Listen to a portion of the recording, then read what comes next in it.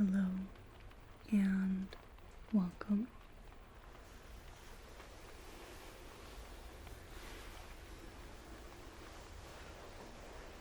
to your massage.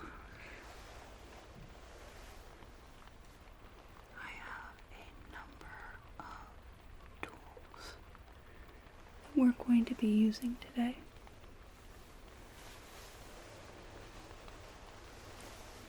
So I'd like to start with something a little general just to get you warmed up.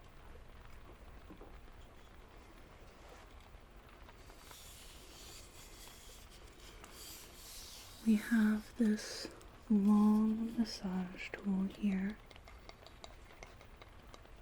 made of wood, and this is great, for example,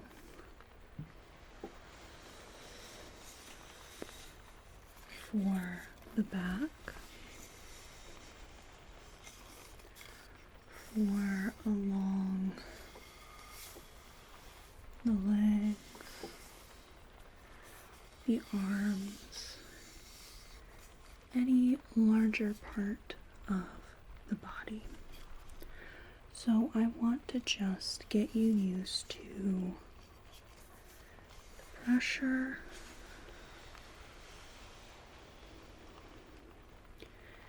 and the rhythm,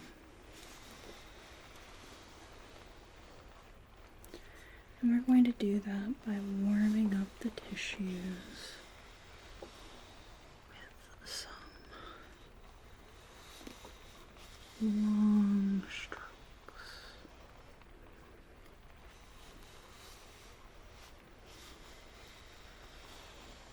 I'm just going to start with this first side, and we can flip the tool around.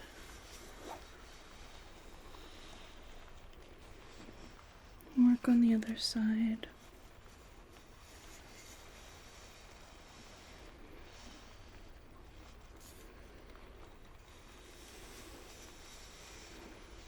And just do these long, slow, flowing strokes.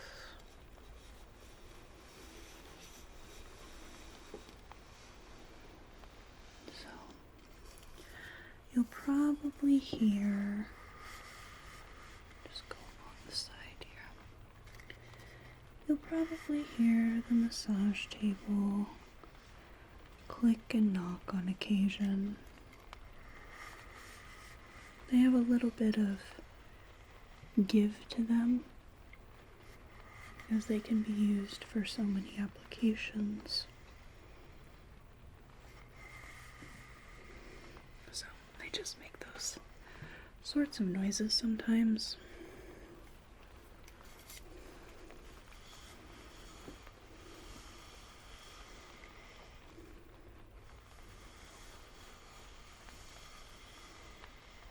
Good. Is this pressure okay for you? Okay. Just make sure.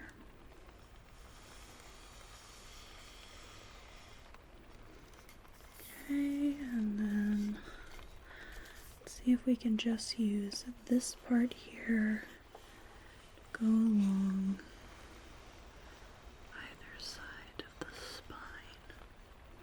There's just a little bit of a curve here. That's perfect to get just lateral to the vertebrae.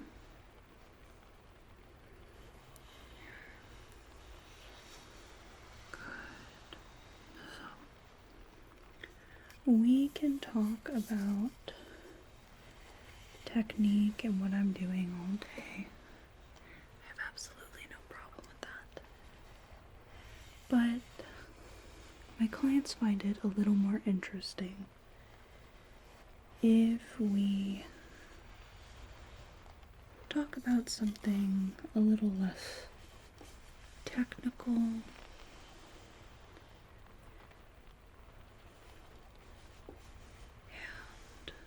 topics range everywhere from art movements to human evolution to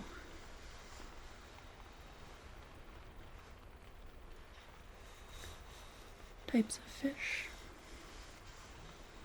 And I've learned a great deal about a specific kind of fish that maybe you'll like to hear about. So, prior to looking at this topic, I was not aware that stingrays, rays in general, are closely related to sharks. I was aware that a very informal way of classifying sharks is that they have cartilaginous skeletons as opposed to bone. We're going to trade this guy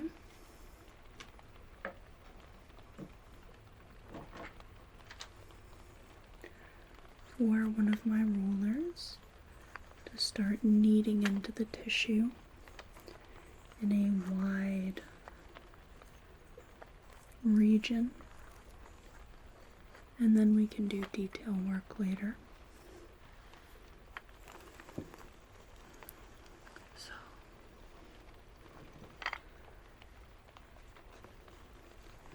when I had excitedly informed my partner of this little fun fact that had kind of blown my mind a bit, he said, "Well, yeah, they're related. Didn't you ever watch Shark Week?" And I replied, "No, because A, nerd, B, I was always mad when Shark Week came around because it cut into programming I would rather see, and not about sharks." And he said, "No, that was the best part of summer, was Shark Week." I said, "No, that was the least best part of summer." Just going to pop my hair back a bit. Summertime, humidity, you know. So, rays are closely related to sharks, and in that, it makes sense that their skeletons are also cartilaginous. And you know, I had never really thought about this, but to me, rays looked like blankets with tails. But their blankety parts are just big fins. They have a diamond-shaped body and very large triangular fins.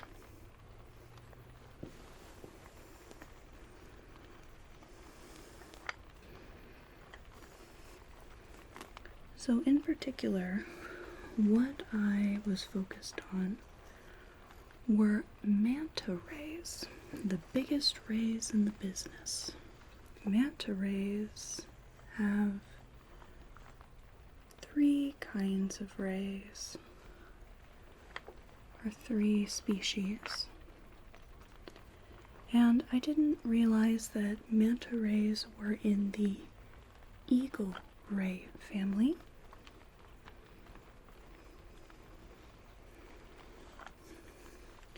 And that there were different kind of rays, like cow rays and bat rays and devil rays.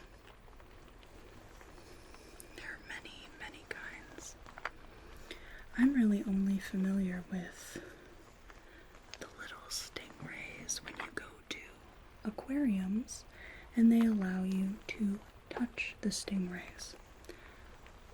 But that's not quite it. It's actually more the stingrays pet themselves with your fingers. And it's one of my favorite things.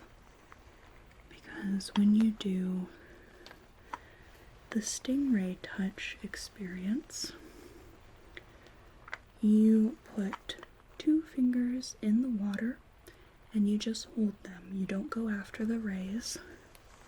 They will come to you and they will slide along your fingers and pet themselves. So I'm used to those little guys. Let's start working on a little bit more kneading here.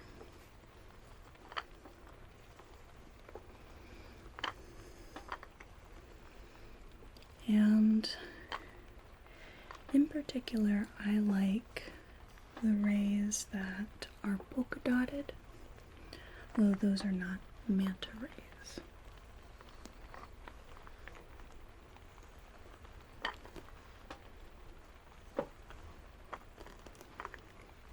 So, 3 types of mantas. You have the giant or oceanic rays. You have the reef manta rays, and even though this species was recognized in 2009, it was not named, or it wasn't given its binomial nomenclature, its 2-word Latin name, until last year, 2025. And that is the Atlantic ray.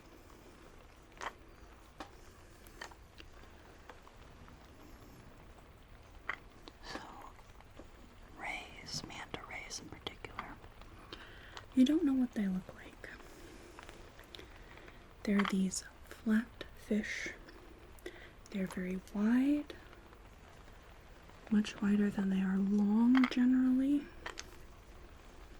They have a very thin tail. They tend to be black with white or grayish white markings.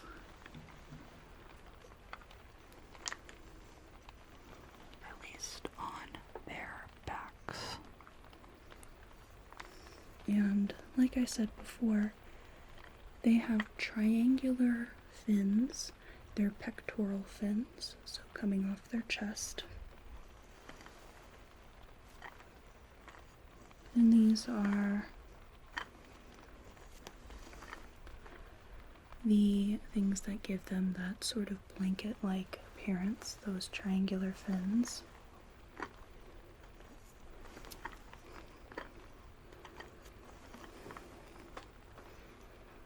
And manta rays are one of the largest fish, and funnily enough, they have one of the largest brain to body size ratios of fish. They're very intelligent.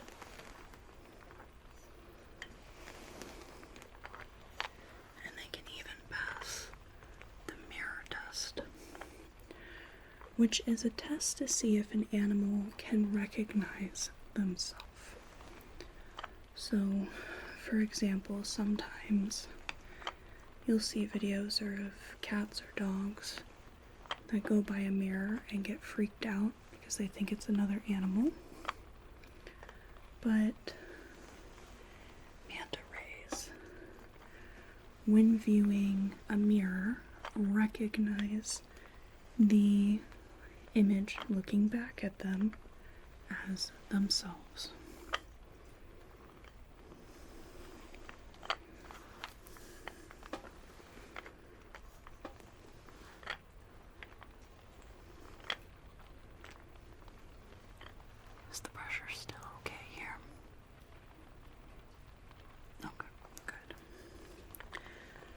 So the giant manta rays are the biggest of the three, hence the name. And they can be up to 22 feet or 7 meters wide.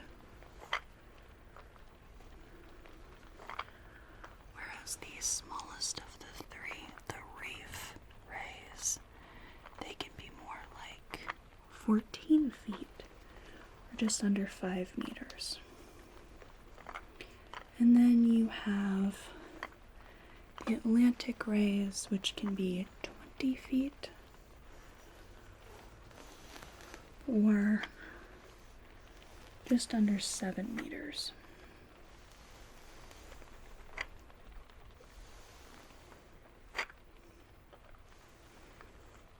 And I read somewhere that there was a photograph of a ray where the ray was approximately 30 feet wide. So it is possible that they could be bigger, and we just haven't seen them.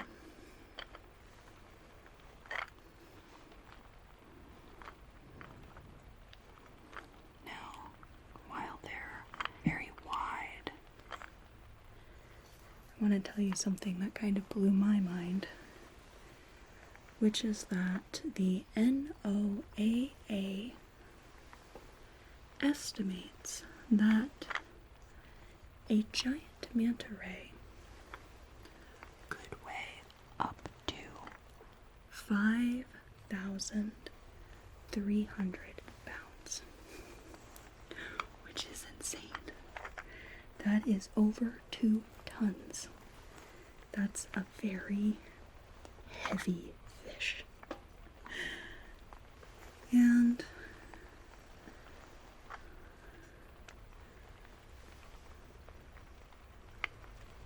other estimates that I saw, I don't know how exactly you would weigh a manta ray, especially at that kind of class of weight. Let's switch this. I'm just going to put this right here. We'll switch for the cube roller.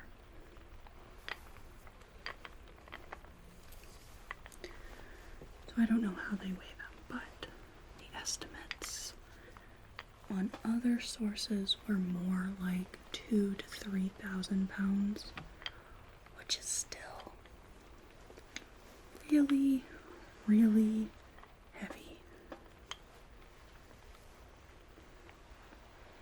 But not nearly in the same class as over 5,000.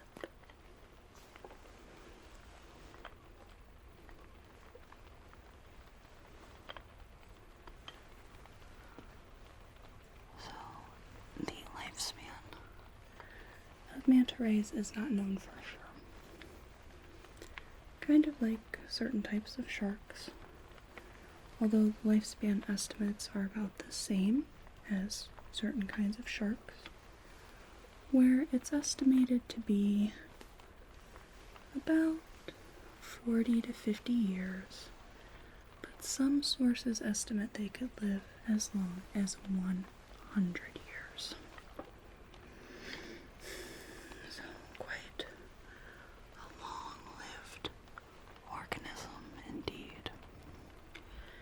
Now, where you can find them is really all over the globe. They're in temperate areas, they're in tropical areas. You're just not going to find them in rather cold waters. So you could see them in Southeast Asia. You could see them in Mexico, the Caribbean, Fiji, Australia, Japan, Hawaii, all over. And there is manta ray tourism as well. I imagine you can pay to swim with the rays. even though they're very large and they look kind of menacing and they're related to sharks, like blue whales and whale sharks, these manta rays are filter feeders, which means that they eat things like plankton and fish eggs, and they eat little shrimp, stuff like that. So they're not going to eat a person. They're not even going to take a nibble. And I had read that on their skin they're covered in mucus. So probably you don't even really want to touch one if you're swimming with them. I imagine it's like whale shark tourism, where you don't touch the rays, but you could be around them.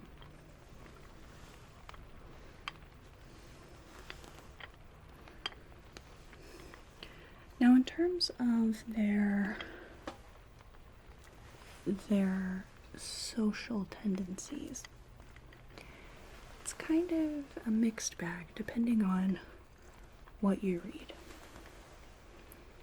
Some sources say that the manta rays specifically, are more solitary animals except for breeding. And some sources say that at times they can gather in groups of up to 50 rays.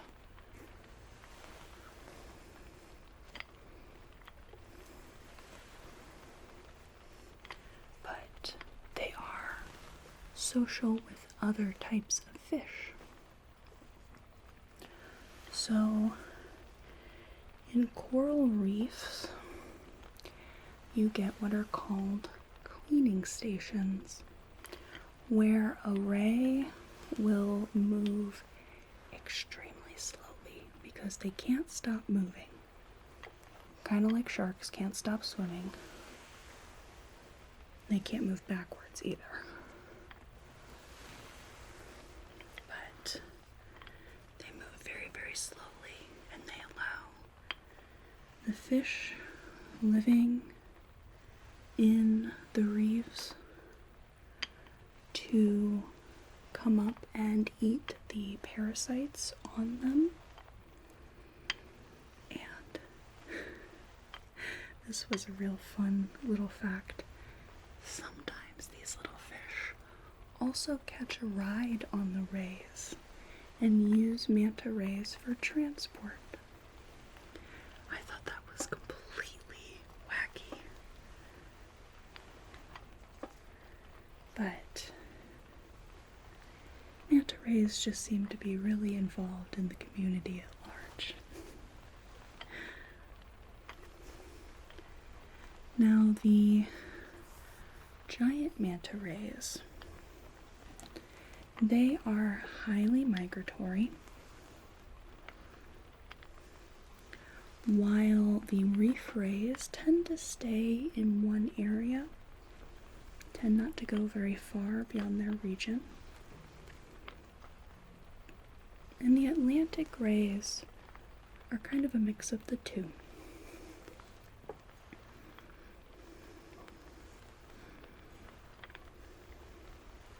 So despite all being part of the same genus, they have very different patterns.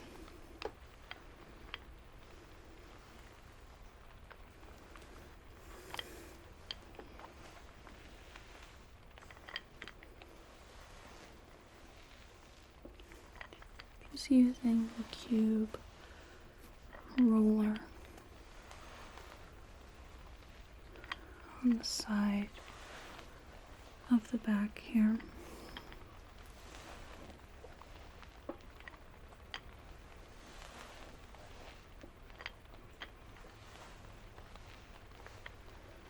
Good.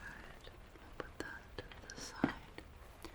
So we have a number of smaller tools. We have pie sticks.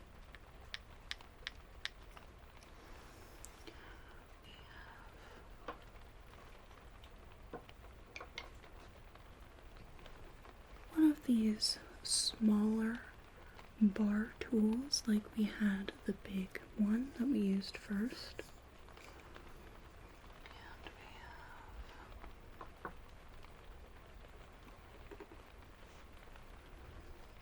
we have this little detail tool right here with different ends depending on what you're using it for. So let's get in with this guy. We can use this side, this, and this here. We're just gonna do some detail work here. So, manta rays are vulnerable. They're not endangered, but without changes to different practices like overfishing, and they're also sought out for their body parts and meat, then we could see them become endangered.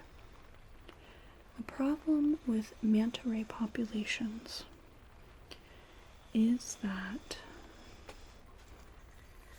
the rays have a pregnancy of 12 to 13 months, so even longer than humans, and generally they give birth to only one pup at a time.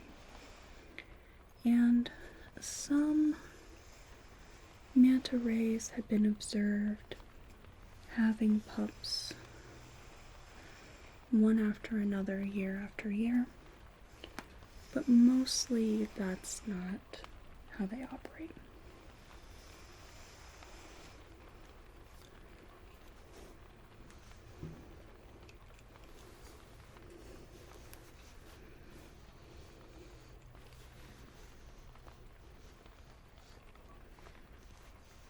So it's very hard for ray populations to recover, and it's very easy for them to collapse.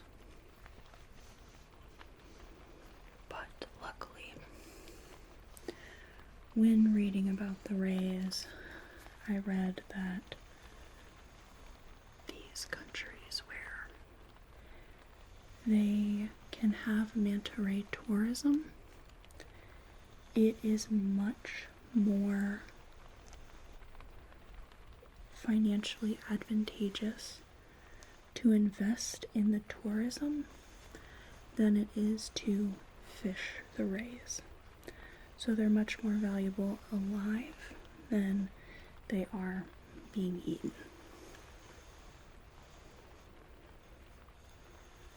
So a lot of places have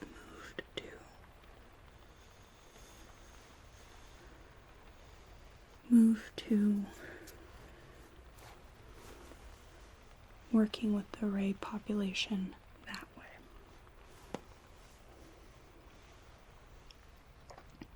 Just going to use this curved edge here to smooth along down the back.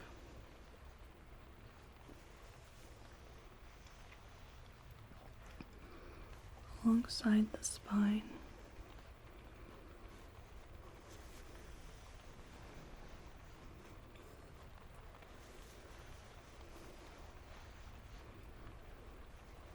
So that's some little tidbits about manta rays. One of the coolest fish out there, and kind of one of the freakiest a little bit. It's a big old blanket with a mouth.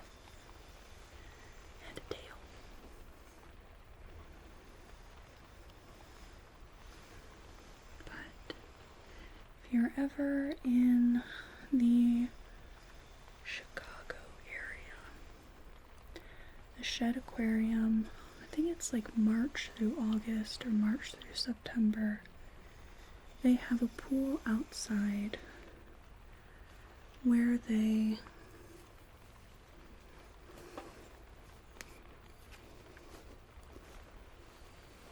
allow people to let the rays use them to pet themselves. Kind of a convoluted way of painting that picture, but usually they just call it like stingray touch. So the Shed Aquarium, you can do that there. I used to go to Chicago before 2020 every year for a punk festival called Riot Fest. And I think at that point it was a little too late for the stingray touch. But I think I've gotten to do it twice at the shed.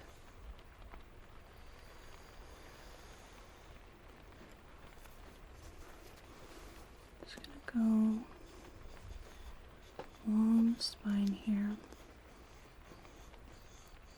And maybe one of the times was in August. I think it was 2018, where I had a lot of concerts in Chicago back to back. I saw Pearl Jam at Wrigley Field, and we were on the field and within sweating distance of Eddie Vedder. And after that, I had the Smashing Pumpkins at the United Center. And then after that, I had Riot Fest.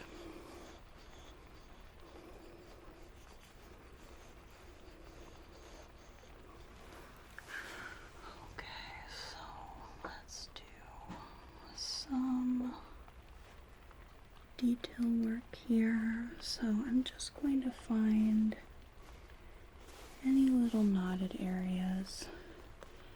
We'll see if we can work at it a little bit and see if we can get that to open up a little bit.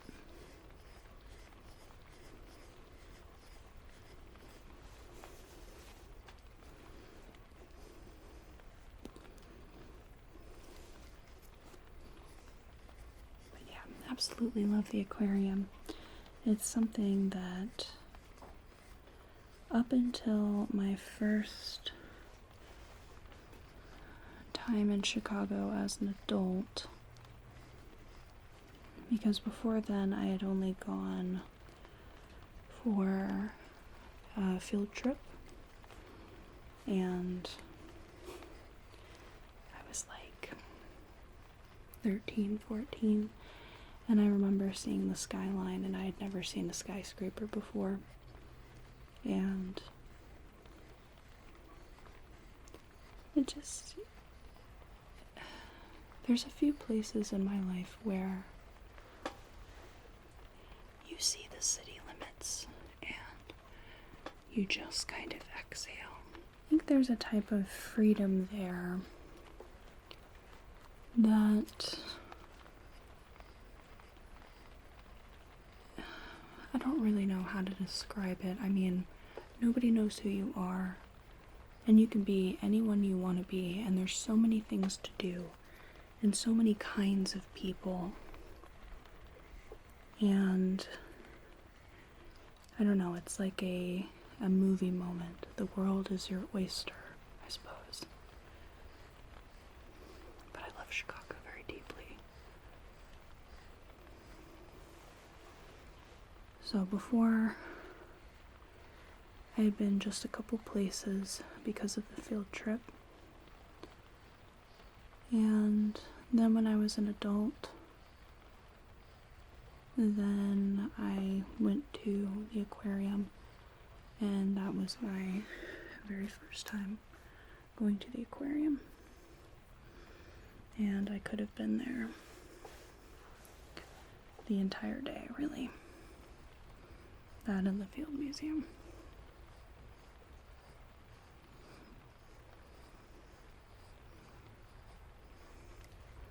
I would really deeply love to go again someday. I don't know that it's in the cards for me.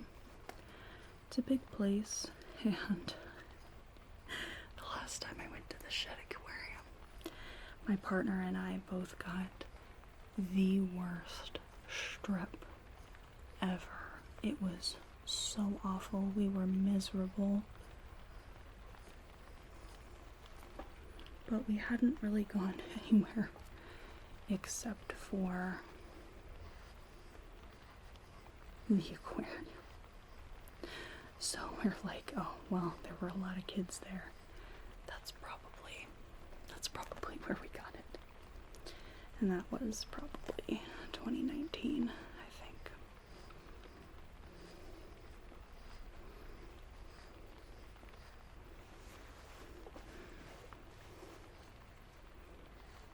But it's very beautiful there. I'm glad that places like that exist, so people can see these organisms. It's easy to not care about something if you've never seen it before. But once you have and you've seen how beautiful they are, a lot of times you get a vested interest in making sure that you see that continue.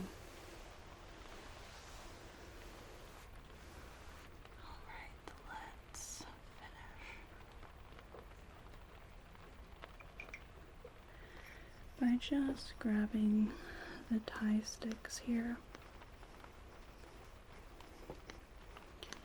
working on some of these areas.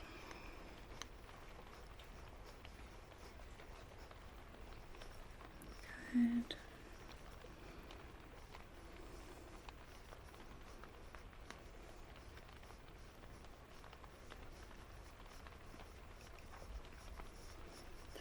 If you have the opportunity to go to an aquarium, you probably won't see a manta ray because they're too big. They're big boys. You'll probably see stingrays. Manta rays don't have stingers. And oftentimes stingrays that are in aquariums have the stingers removed.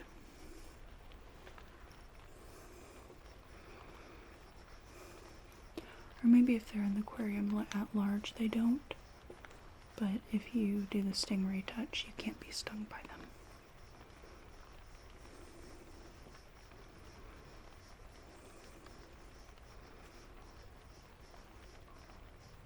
Is the pressure okay? Okay, just wanted to make sure.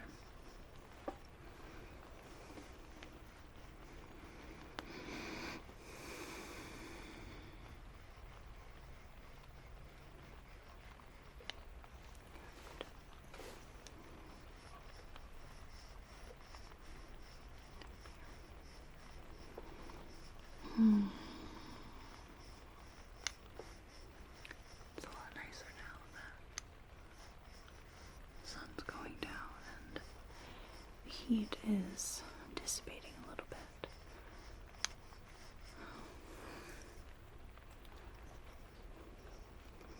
Sometimes I forget. I've never really known a heat that is dry. Any heat here in the Midwest is wet. Very wet. Very humid.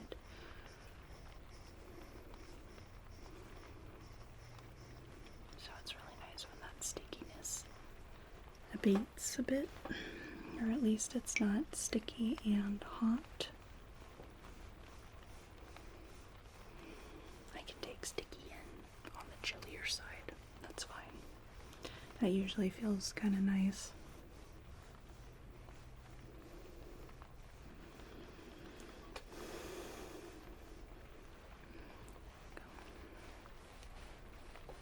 Just finishing up these few spots here.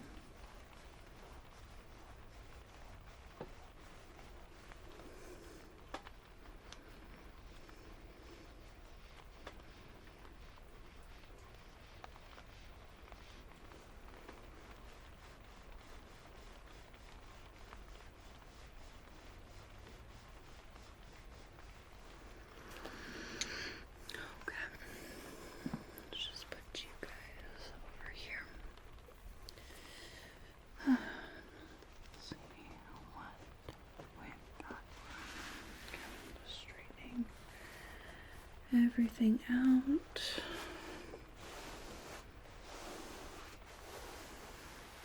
Alright, and there we are. So, are there any areas you felt like I missed? Any areas you would like me to revisit? Okay. Well, then this will conclude our massage today. I'd like to thank you so much for allowing me to massage your back here and chat about manta rays. I hope you have a whale of a day and a good rest of your night.